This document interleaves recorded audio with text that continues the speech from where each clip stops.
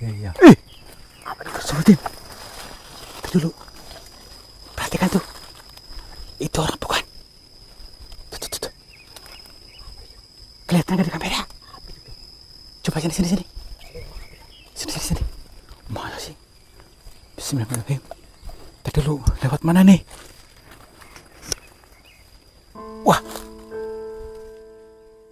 Benar nih.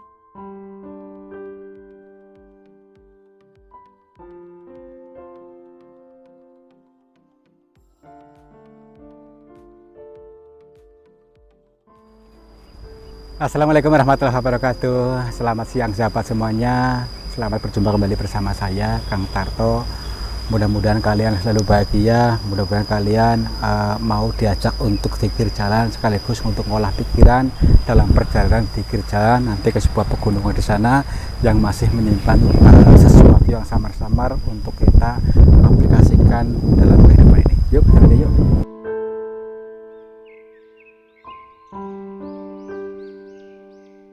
Di sini lokasi ini nih. Dari ciri-cirinya itu ya, bisa jauh sana tuh ada pohon besar itu yang dijadikan tempat pertapaan atau tempat-tempat orang meminta sesuatu di sana ya. Yuk kita cari ya sesuatunya, maksudnya barangkali ada ilmu yang dijabarkan namun selama ini orang salah kaprah dalam menangkapnya ya. Yuk sini.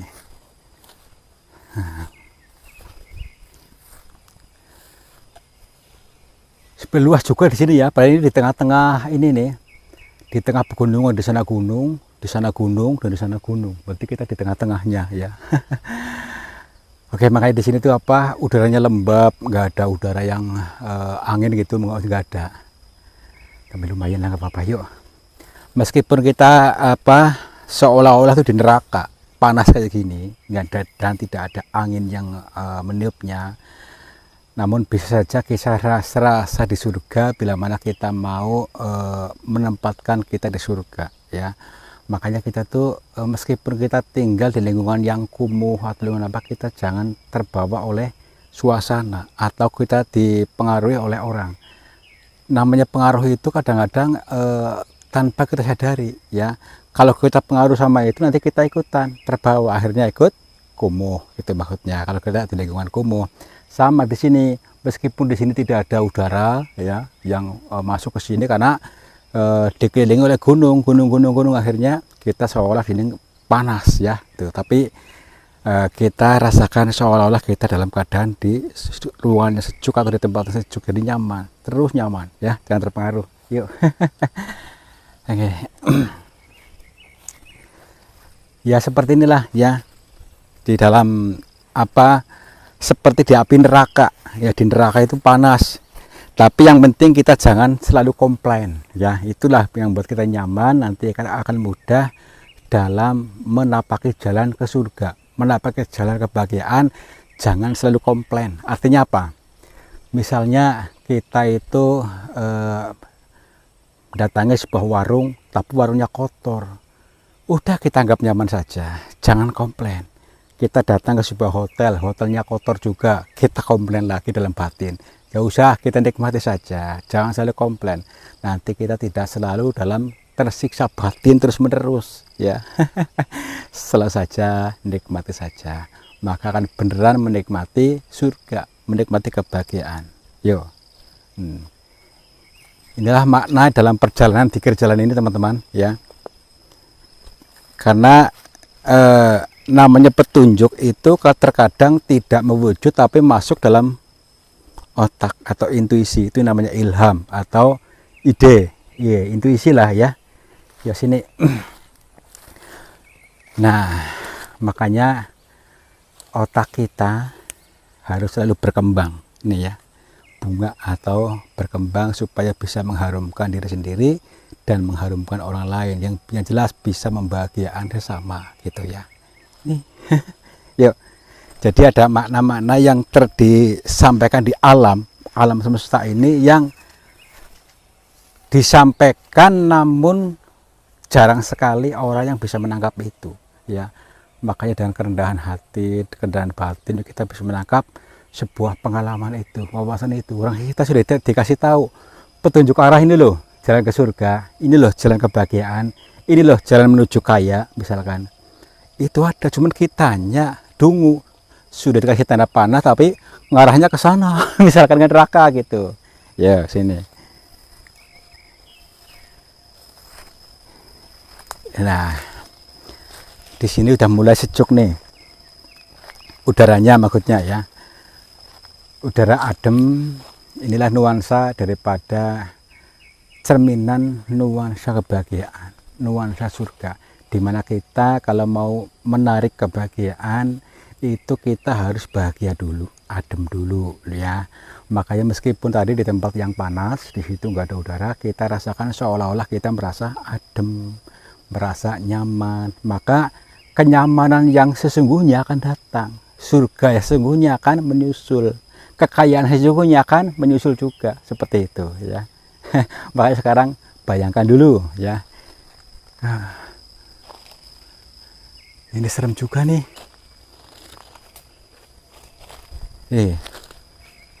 Ada apa namanya ini? Pohon raksasa nih.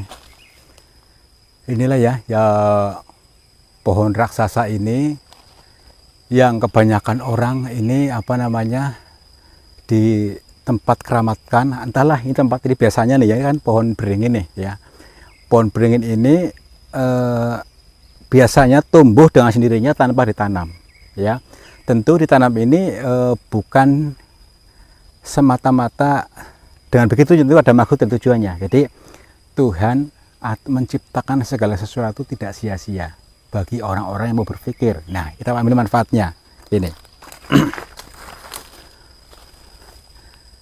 Jadi pohon beringin yaitu biasanya itu orang yang punya keinginan, berkeinginan itu untuk bertapa ya. Tapi gini, sebetulnya maksud sesungguhnya adalah berkeinginan ialah orang yang mau merendahkan ego, merendahkan gelombang otak.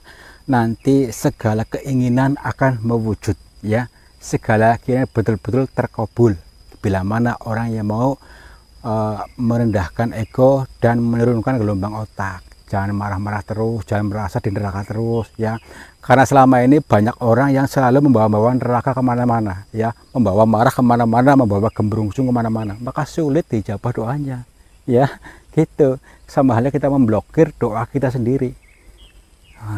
Kita dekati yuk. Nah dulu nih ya, tadi itu pohon beringin. Jadi inilah ya yang tumbuh di mana-mana tempat, di tempat-tempat keramat khususnya ya, di Panembahan, di dalam kuburan, di goa-goa. Ini tumbuh dengan sendirinya tanpa ada orang nanamnya ini. Ya tumbuh ini tentunya tadi saya katakan tadi ya, Tuhan itu menciptakan ini tentu ada maksudnya bagi orang yang mau berpikir cerdas tentunya ya. Jadi jangan berpikir yang macam-macam. Nah dulu nih, takutnya ada ularnya nih, gelapisan nih. Iya, ini kalau di suasana seperti ini itu memang suasana merinding dan sebagainya, ini memang terasa kali ini. Terasa, jadi seolah itu ada makhluk halus di dalam pohon ini. Itu seolah-olah, tapi itulah ada maknanya. Ada apa namanya itu, kontak energi antara energi manusia dengan energi dalam pohon ini. Ini supaya manusianya berpikir, maksudnya itu ya. Wah, yuk, sini aja yuk. Iya ini apa namanya, sulit tuh karena tuh banyak nyamuk juga ya. Kesini aja nih, di ada bekas ini juga nih, bekas dawegan nih. Orang sesaji kemungkinan di sini nih, ada orang melakukan ritual nih. Nah ini bekasnya itu dawegan, itu berasal dari asal kata itu legan atau legowo ya, dimana orang yang mau legowo, ikhlas ya, maka akan mudah dijabah doanya, tidak ada hambatan ya, doanya mewujud dengan cepat. Orang-orang yang ikhlas, Bagaimana supaya kita bisa ikhlas? Ya latihan, ya dengan latihan. Kalau tidak ada latihan ya itu susah. Latihan ikhlas. Contohnya tadi, jangan selalu komplain. Itu namanya ikhlas, ya. Ini tegan legowo. Yo. Sini. Itu tadi buah dawegan paling tadi tuh. Bila orang kesurupan makan minum dawegan sembuh. Kesurupan itu adalah apa? Penggambaran orang kesurupan itu lagi dalam hati gembrungsung, pikiran gembrungsung, kesurupan sama halnya ya. Nah, ketika diminum air dawegan, legowo, legan, ikhlas, sembuh. Itu penggambaran ya. Ini. Ya. Apa itu? Dulu. Perhatikan tuh. Itu orang bukan? Tuh. Kelihatan nggak di kamera? Coba sini. Sini. Mana sih? Bismillahirrahmanirrahim. Tadi dulu lewat mana nih? Wah. Bener nih. Astagfirullahaladzim. Tadi dulu. Shh. Tenang. Bismillahirrahmanirrahim. Punten. Assalamualaikum. Punten. Misi Mbak. Maaf. Ini manusia bukan? Punten Mbak. Aduh. Dari ciri-cirinya sini memang manusia sih. Ciri-cirinya manusia. Dulu. Saya coba untuk berinteraksi ya. Assalamualaikum Mbak, nyuwun sewu. Saya dari Cilacap. Kebetulan mendatangi lokasi-lokasi seperti ini, termasuk di gua-gua dan tempat-tempat keramat. Dan tujuan kami yaitu untuk mencari pengalaman. Kebetulan lihatnya dengan di sini. Iya, kami mohon izin untuk mengambil gambar baik karena kami membawa kamera ini. Iya, mohon maaf. Mbak di sini sudah lama, Mbak.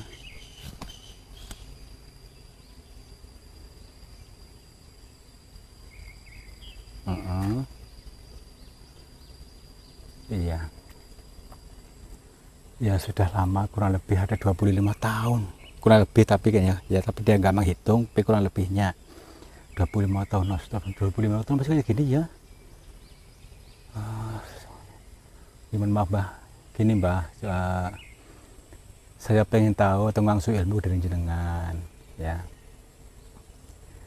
Baik di sini tujuannya apa?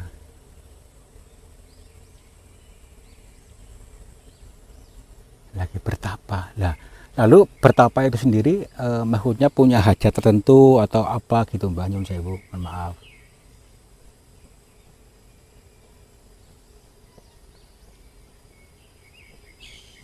Iya. Ya tadi ya gitu ya. Jadi ini teman-teman ya, bertapa yang dimaksud oleh Mbah ini adalah dia pengen tadi menenangkan dan berusaha untuk menurunkan gelombang otak ya. Jadi supaya mudah dijabah doanya. Kok sampai lama-lama gitu Mbak, sampai 25 tahun?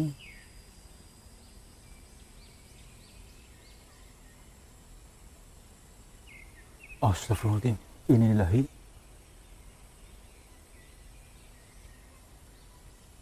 Oh, berarti karena baik di sini maksudnya apa namanya tuh, diikat oleh makhluk di sini karena ke sini tanpa ada yang membimbing gitu. Oh, astagfirullahaladzim. Pantesan mukanya kayak gini Mbak, mohon maaf. Jadi ini bukan muka baik asli ya? Oh, iya. Terus Mbak kepengen pulang apa enggak ini?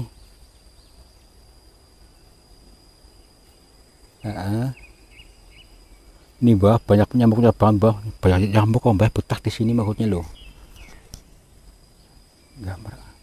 Katanya nggak merasakan apa-apa nih ya, nggak merasakan nyamuk, nggak merasakan apa, nggak pernah digigit mungkin. Ya udah ya gini Mbak, apa namanya, kira-kira Mbak kepengen pulang apa enggak? Hmm, mm-mm. Oh, pantesan. Ya udah gini ya. Gini penggambaran teman-teman ya, penggambaran daripada orang yang tersesat karena tanpa ada orang yang membimbingnya ya. Jadi sehingga apa, dia bertapa di sini tapi tidak tahu arah. Sebenarnya benar tapi tidak tahu arah. Akhirnya seperti ini ya. Dikuasai oleh setan gitu maksudnya ya. Setan itu pengaruh buruk, bukan sosok ya. Oke, iya ya. Ya, ya gini Mbak. Eh, saya hanya bisa apa namanya, menolong baik, pengen menolong baik, kira-kira pengen pulang apa enggak dulu gitu, sebelum mendapat pencerahan tidak akan bisa pulang. Ya, ya udah gini Mbak. Nanti ikut saya pulang, mau nggak kira-kira? Oke, tidak tahu ya. Oke, gini aja, saya kasih tahu jalan ya Mbak ya. Mohon maaf, saya hanya bisanya gini, apa, intinya yang bertapa itu nata pikiran, bukan minta sama makhluk di sini gitu. Kadang-kadang orang tuh salah kaprah, minta makhluk sama makhluk ada di sini tidak menemukan apa-apa. Berarti selama 25 tahun ini lihat apa Mbak pengalamannya? Mohon maaf.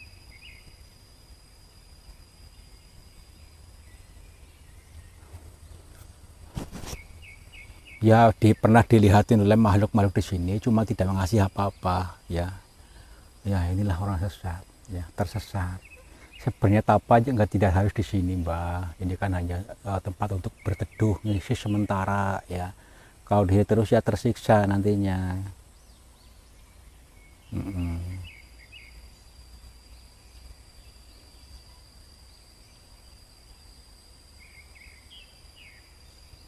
Astagfirullahaladzim, dia sudah meninggal. Sudah meninggal. Jadi tadi selama ini saya bicara sama siapa ini?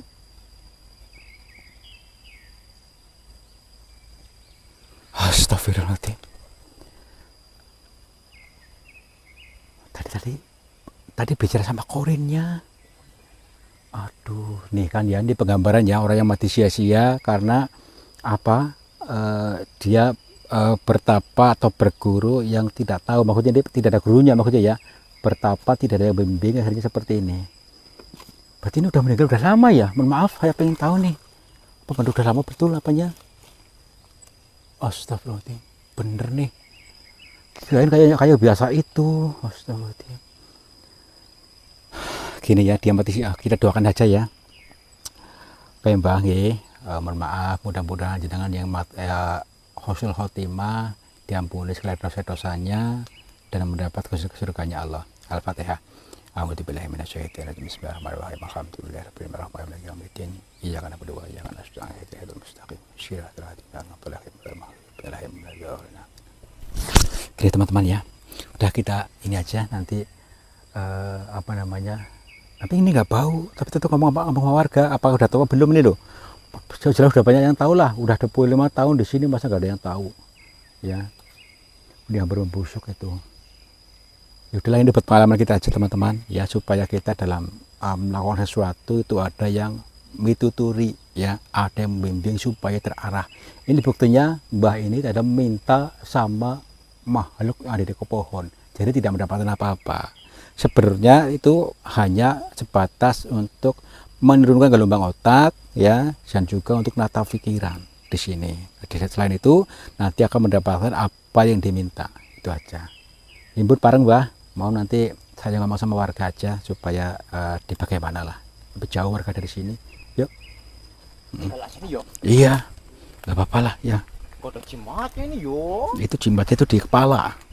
Jimatnya kok ada Itu di kepala tuh. kopi yuk. Iya. Yuk. Yuk kita ke sana. Pulang.